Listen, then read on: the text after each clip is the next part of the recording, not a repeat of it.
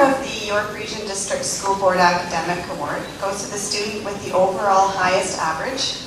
And this year's recipient will come as no surprise to anyone, as the student excels in all areas of their curriculum. Their dedication to their studies, as well as their willingness to help their fellow classmates, sets them apart as an exceptional individual. They set high standards for themselves and continually strive to achieve them and go beyond. Congratulations to this year's YRDSB Academic Award winner, Sara.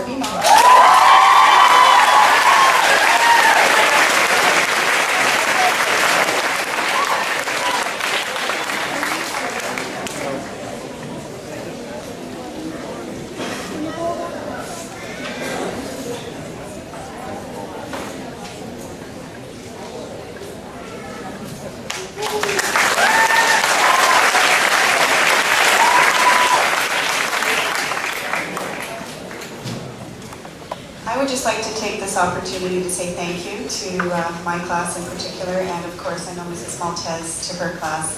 It's been a really wonderful year for me, and I want to thank you very much for a great year. So thank you. It is now time for the presentation of the diplomas to the graduates. Can we please have Mrs. Maltez on stage to present the diplomas to her class? We would request the parents not to clap until the end of the presentations.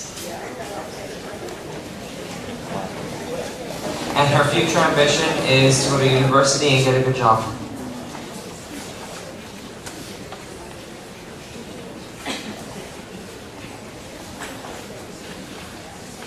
Students. Alexandria Without Boys. any further delay, we would like to invite on stage an extremely commendable student, this year's valedictorian, Sara.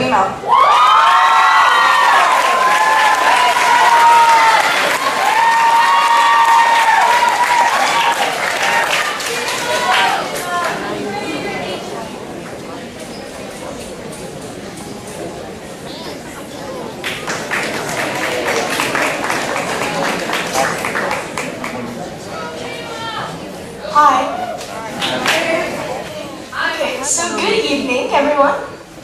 Teachers, students, proud parents. As you can probably tell, I will be your valedictorian for this evening. So when Miss Blanchard told me I was supposed to be the valedictorian, I felt two things. One was happiness, for obvious reasons, and the other was an all-encompassing, petrifying terror. I was terrified. I wasn't terrified to speak in front of about a million people. I was mostly afraid that no speech I could ever write, or anyone could ever write for that matter, would be worthy to describe this year.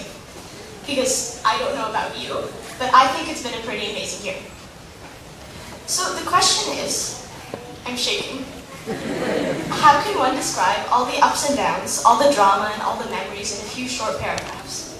So, faced with this problem, I decided to do what everyone else on the planet does when they need help. Ask Google. Now, before you think that I completely plagiarized this speech from a random person on the internet, you should know that Google completely failed me. All the speeches I found were about an hour long, and they talked about how everyone was moving on to a new chapter in their lives, and it wasn't the end, it was the beginning. And these speeches were all very inspirational and stuff, but they were so sappy. And I thought, this is the kind of stuff you get at the end of teen movies. I can't say that to my classmates. They're going to help me with tomatoes and throw me off stage. So, by the way, if you're expecting a long Barack Obama-esque speech, you're not going to get one. Sorry. So I thought, what can I and as much as I hate to admit it, Mr. Silverstein was right last year when he said about grade 8. It's only grade 8 graduation. Doesn't matter that much.